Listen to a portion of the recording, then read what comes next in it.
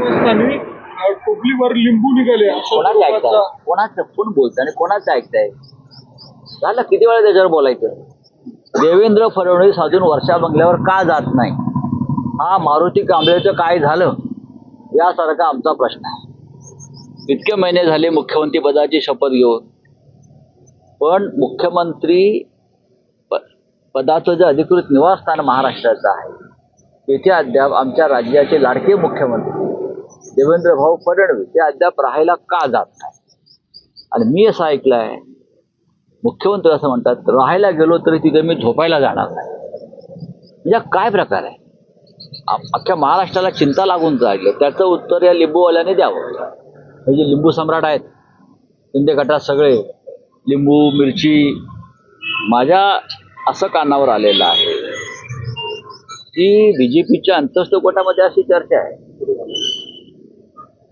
की त्या बाहेरच्या लॉनमध्ये काहीतरी खोदकाम करून कामाख्या देवावरून आलेल्या रेड्याची शिंग फोडली आहेत वर्षा बंगल्यावर. जे रेडे कापले असं तिथे चर्चा आहे, असं त्यांचेच लोक सांगतायत, असं तिकडला स्टाफ सांगतोय. हे खरं आहे की खोटं आहे आम्ही का अंधश्रद्धेवरती विश्वास ठेवत नाही. आम्ही अंधश्रद्धा निर्मूलन कायदा मानणारे लोक आहोत. पण ह्या चर्चा आहेत की कामाख्य मंदिरात जे काय रेडे कटिंग झालं तिथून काही मंत्रलेली शिंग आणली म्हणजे काय आणि ती तिकडे पुरली आहेत. हे मुख्यमंत्री पद कोणाकडे टिकू नये दुसऱ्या माणसाला, आम्ही सदैव असं तिकडला जो कर्मचारी वर्ग ते सांगतायत. आता ही चर्चा आहे. पण साहेब अजिबात नाही, मी असं कुठे म्हणतो. मग अडचण काय नाही गेले तर मग का नाही जायचं? आपण काय एवढं मुद्दा लावून धरताय? आम्ही मुद्दा लावत नाही, आम्ही कशाला मुद्दा लावून धरतो. पण मुख्यमंत्री पद रिकामा राहत आहे, त्याचं उद्या काहीतरी त्यातून वेगळं निष्पन्न होईल. राज्याच्या मुख्यमंत्री पदाचं अधिकृत निवासस्थान आहे, प्रतिष्ठेचा विषय आहे. नक्की तिथे काय घडलंय, काय झालंय, कोणामुळे झालंय, मुख्यमंत्र्यांच्या मनात काय भीती आहे, बरं का, ते का अस्थिर आणि अस्वस्थ आहेत हे महाराष्ट्राला समजायला पाहिजे ना. मुख्यमंत्री काम करतायत, आम्ही कुठे म्हणतो नाही करत. पण साहेब अशी चर्चा वारंवार होते, यापूर्वी देखील ज्या वेळेला स्वरूपाची चर्चा झाली नंतर देखील आपण असं करतो पुरोगामी महाराष्ट्रामध्ये महाराष्ट्र चर्चा होणं हे अत्यंत चुकीचं आहे. महाराष्ट्र पुरोगामी आहे. या महाराष्ट्राला महात्मा फुल्यांपासून प्रबोधनकार ठाकरे, गाडगे महाराज, अंधश्रद्धा निर्मूलनाच्या विरुद्ध काम करणारे सगळे लोक यांनी या महाराष्ट्रातून हे सगळं अंगारे दुपारे चमत्कार हुंडा त्या विरोधामध्ये खूप मोठं काम केलं. तरी या महाराष्ट्रामध्ये गेल्या 2-2.5 वर्षामध्ये अंधश्रद्धेसंदर्भात प्रचंड चर्चा व्हायला लागल्या.